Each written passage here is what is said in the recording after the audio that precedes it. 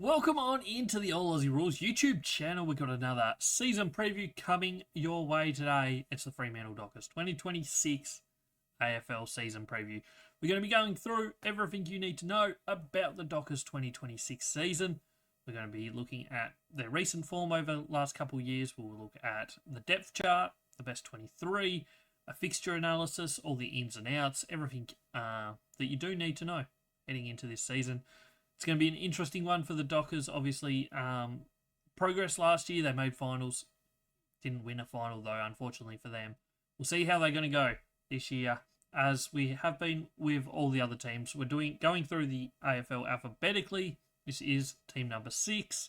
We're going to continue our way through all the way up until basically the end of February with these. They should all be done. So make sure you hit that follow button if you haven't already, or subscribe even, sorry. Like the video if you enjoy it. Don't forget to leave a comment down below. Let me know how you see the Fremantle Dockers going in 2026. Let's jump into it. And yeah, pretty much simple. 2025 season summary. Finished 6th on the ladder in the home and away season after a really good win on the road at Marvel Stadium in round 24 to play finals. But then at home, they lost to Gold Coast by a point just before, in the last minute of that game. They go 16-8 and finish 8th after finals. Good season without being spectacular. They were really good late season. A couple games early season probably ended up costing them a chance at top 4, in all honesty.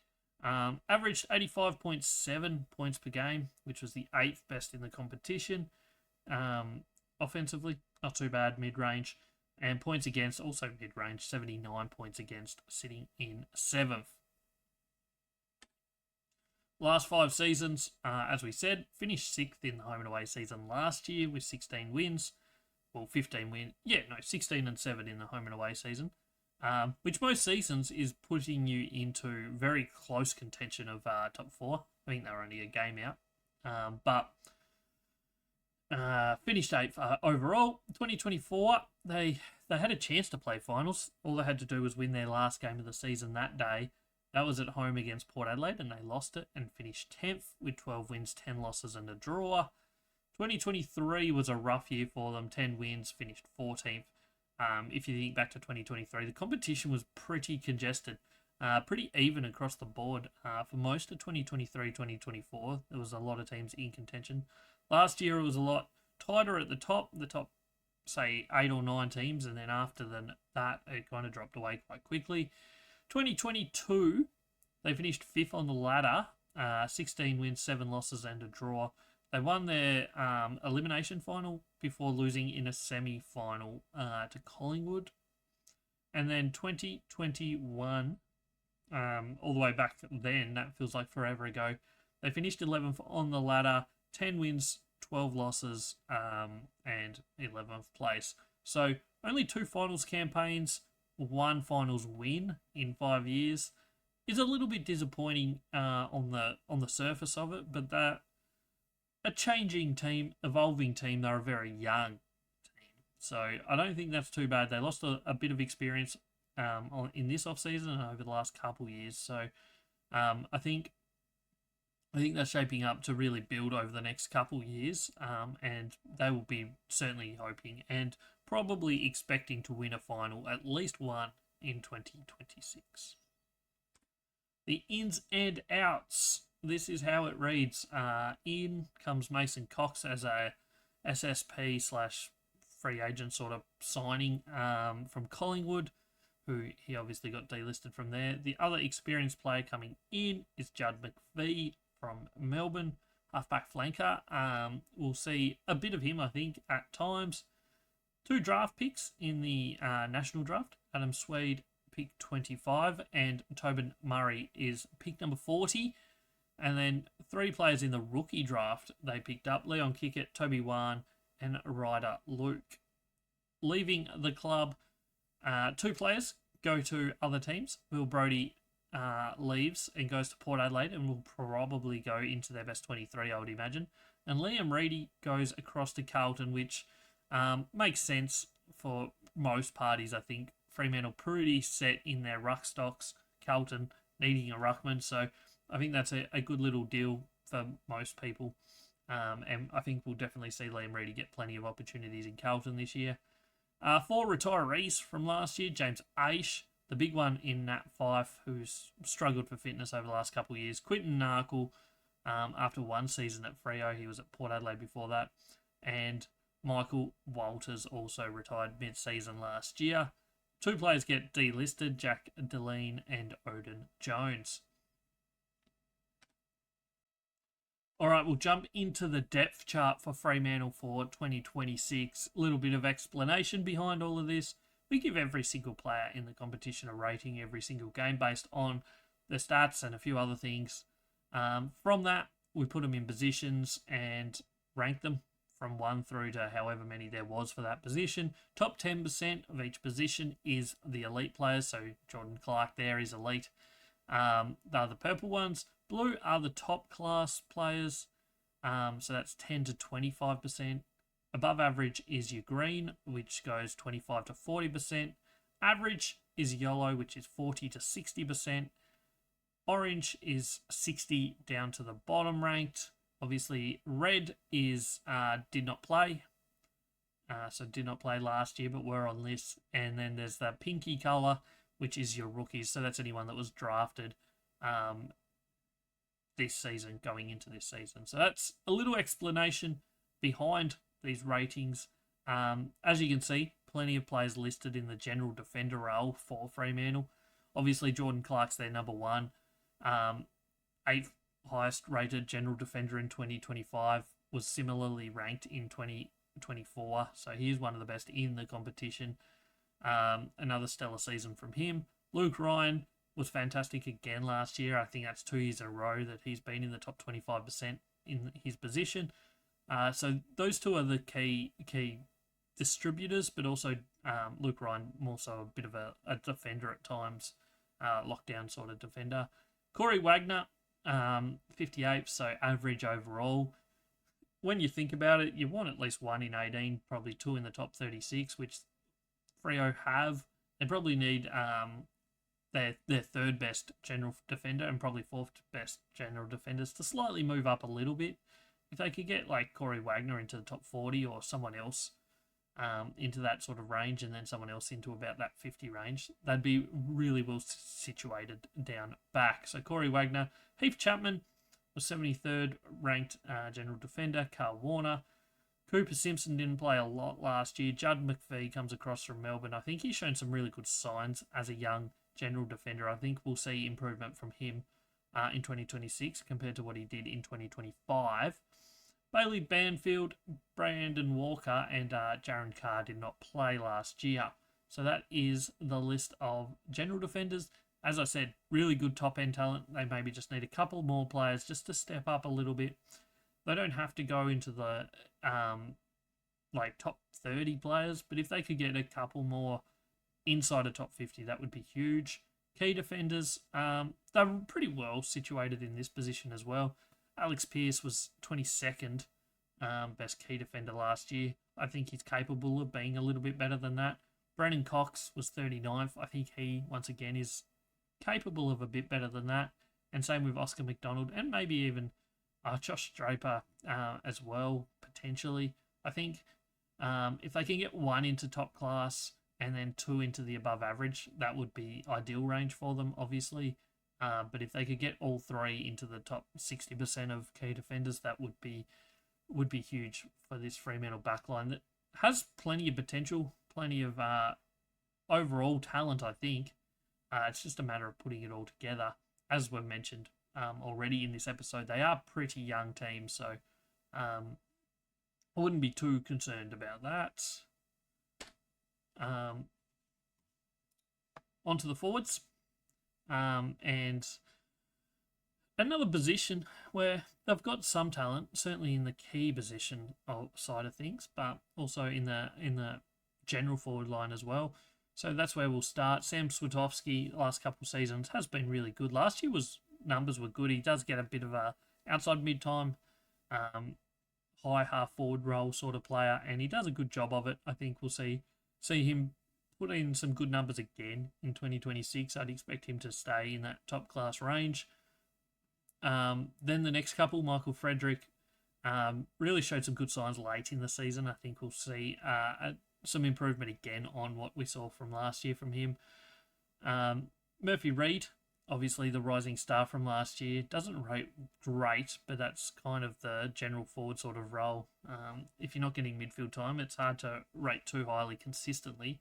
But he's shown some absolute fantastic signs. He's going to be an absolute gun. Potentially start seeing some midfield time this year, which is a good and bad thing. Obviously, you want him up forward kicking goals as well.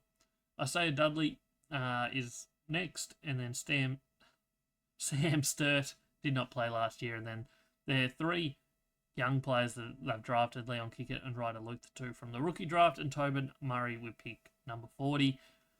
Their key forwards is pretty set how it is, I think. Josh Tracy is clearly number one and capable of being an elite key forward. Maybe didn't get as many goals last year as perhaps I thought he might going into the season.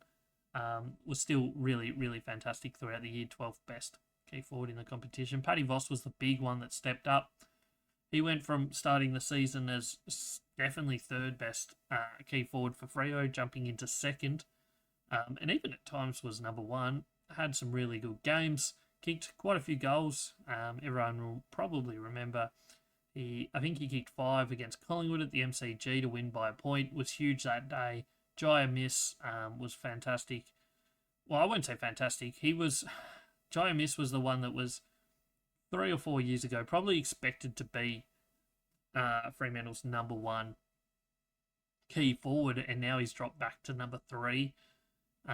Whether he can ever find that form again and find that ability to get back to number 1 or 2 is questionable at the moment. The last couple of seasons have not been fantastic. But as a third key tall, he does his role. He does that quite well. So maybe that's where he's just at, and that's what we'll get from him. Aidan Riddle and Charlie Nichols, neither of those two played. And I think if those top 3 stay fit and healthy, you probably won't see much else in the key forward stakes for Fremantle in 2026. Moving into the midfield and the inside midfield, it's one of the best midfield lineups in the competition, in my opinion. Andrew Brayshaw last year was fantastic, third highest rated inside mid in the competition, one of the best players in the competition last year. Huge rating, was absolutely sensational throughout the whole year. His little partner in crime, Caleb Sarong, another midfielder. Those two rack up clearances, rack up possessions. Sarong is a key factor in whether they win or not, based on how well he plays. So he might be their most important player. And then you chuck in Hayden Young, who missed a fair chunk of last season. I think we'll see improvements from him. I would be very surprised if he's not at least in the above average category in 2026. He's one of my favourite players in the competition, and I expect to see a fully fit Hayden Young absolutely tearing shreds with his partners in crime in the midfield at Fremantle in 2026. Bolton obviously gets a mix of midfield and forward time, does both roles really well. If he can slightly improve his numbers going into 2026, that would really set this team apart, I think. Erasmus is in and out of the team a little bit. He's more of a role player, depth player. You won't see massive numbers consistently from him, not while there's this many good midfielders at Fremantle. Jaeger O'Meara, once again, depth player at this point of his career. And then 2 draft picks, Adam Swade and Toby Wan. I don't think we'll see too much of them. Maybe Adam Swade at some point in 2026, but I don't think we'll see too much of either of them.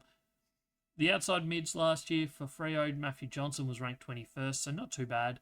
Nathan O'Driscoll a little bit further back at number 32 and Jeremy Sharp at 51. I think Matthew Johnson's the clear pick of their outside mids at the moment. And then in the ruck stocks, Luke Jackson, who rotates between ruck and midfield in one of the most overpowered players in the competition. Potentially new ruck rules helps him even more, we'll see.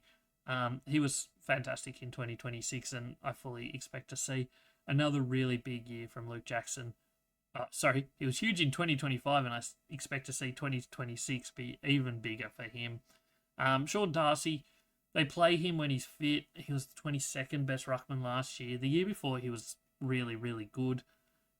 Injuries keep him out of the game too often at the moment, and maybe hampering his ability, because his 2024 numbers, even though he didn't play a huge amount of games, were really quite good. I don't know if the ruck rules will help him, but they certainly will help Luke Jackson. And as I've mentioned before, they brought in Mason Cox this year. A little bit of ruck relief, maybe a little bit forward relief as well, playing that tall forward ruck combo. I don't think we'll see him in their best 23, but I certainly think we'll see him play a few games throughout the season, just to assist, especially if Sean Darcy's down.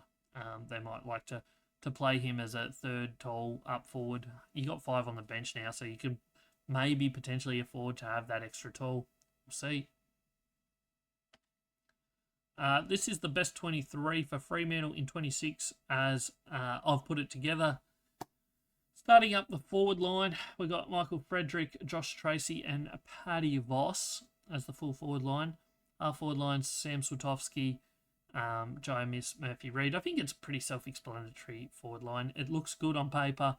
I think all 6 of them are players that maybe haven't even reached their peak yet, so still on the way up potentially, which is a dangerous thing for the competition, because it's a forward line that certainly in the back half of last year really started to get things together. So if they all keep improving, it's going to be a really dangerous forward line. The midfield, O'Driscoll and Johnson on the wings, and then you got Luke Jackson in the ruck, Brayshaw, Sarong, Hayden Young in the midfield. Really solid midfield. Maybe not all on the way up, but they're all probably at their peak at the moment in terms of Jackson potentially still got a bit more improvement, but Brayshaw, Sarong probably their last year was about as good as you could hope. Maybe they can take the next step and become one of the best, or maybe the best midfielder in the competition. We'll see. Half back line, Jordan Clark's their main ball user. Then you got Alex Pearce, Heath Chapman. Him and Luke Ryan probably rotating between half back and fullback lineups. And then in your back line, Oscar McDonald, Brennan Cox, and Luke Ryan. On the interchange, I've got Corey Wagner, Sean Darcy as the backup ruck, Bolton, Sturt, and Bailey Banfield. Don't know where I was going with that, but yes. Next 6 in line, so the emergencies, I've got Carl Warner, Judd McVie coming across from Melbourne. I think he will definitely get game time at some point if he can find some good form early season. Neil Erasmus, Isaiah Dudley, Josh Draper, and Nathan O'Driscoll is the full lineup for Fremantle. Final thing to look at is look at the fixture analysis for Fremantle in 2026. They play 10 games, home games, 9 away games, and 4 neutral games. I don't know where their 4th neutral game is. They obviously played 2 against West Coast and 1 against one in the gather round against Collingwood. Don't know when the 4th one is, but obviously I've put it there for a reason. So 5 games in Victoria for the year, 3 in South Australia, 13 games in WA. Obviously, their home games, and then their couple against West Coast. 1 trip to Queensland, none to New South Wales, and 1 trip to ACT for the season. That leaves their buys in opening round and round 14. And then their multiple matchups, Bulldogs, who finished 9th in 2025, West Coast, who finished 18th last year, Melbourne, who finished 14th, Adelaide, who finished 5th, Geelong, who finished 2nd, and Carlton, who finished 11th. That's not the hardest schedule. As you can see, it comes up as draw difficulty of 15th. That's using the numbers we put together when the fixture was released about 3 months ago. We have a podcast episode on that, so go check it out if you're interested in the full working outs of that. And yeah, I yes. So not the toughest draw. Obviously, you've got three teams that missed finals last year, or four teams that missed finals last year, but three of those I think probably miss finals again in West Coast, Melbourne, and Carlton. So I think those three are handy matchups. The Bulldogs one is never ideal, but they beat them twice from 2 showings last year, so that's still a handy little matchup for them. And then Adelaide and Geelong are the final two. So those two will be tough, but overall, not the toughest schedule. 3 trips to South Australia, probably reasonably good for a WA team. Not as far to travel as to the eastern states, and just 1 Queensland trip and 1 ACT trip. So it's not the hardest draw. It comes up as 15th on our list, so I think Fremantle could be pretty happy with that overall. And yeah, and I've just realised the other neutral game that I said is North Melbourne at Hands Oval, which is round 13. So they play North Melbourne, but in WA. I've put it down as a neutral game just because neither team are at home. And yeah, that's just the way I've put it together. That's pretty much everything we've got for Fremantle. I think they're a team that's on the up, and I've got them, not to spoil anything, but I've got them pushing top 4. I think I had them top 4 last year, to be honest. I can't remember exactly where I've got them. I'm thinking somewhere between 3 and 6 on the ladder is my thoughts for 2026. Jump in the comments. Let me know where you see Fremantle finishing up in 2026. Can they make a big push on finals? Can they make a run? I think they've got the schedule for it. I think there's a lot of things going in Fremantle's way. They're still very young. A lot of players on the up. I think this is a dangerous team in 2026. If they can put it all together, that is my thoughts. Don't forget to hit that subscribe button. If you haven't already, like this video, leave a comment down below. Check out the podcast. It goes live once or twice a week, every single week throughout the whole year. That goes live on YouTube, Spotify, and Apple Podcasts. Don't forget to check out all the social media stuff as we head towards 2026 kicking off. All Aussie Rules everywhere. Go search it up. Go find it. Give it a follow. I appreciate you for being here. I hope you've enjoyed this video. We'll be back with another episode of this series on Wednesday. We'll be having a look at Geelong. And this week's podcast episode comes out tomorrow. And that will be looking at some benchmarks, I guess, for teams. What is a pass and fail mark for each team heading into 2026? So make sure you check that one out as well. I'm John. This has been another episode of the All Aussie Rules YouTube channel. I hope you've enjoyed it, and I'll catch you on the next one.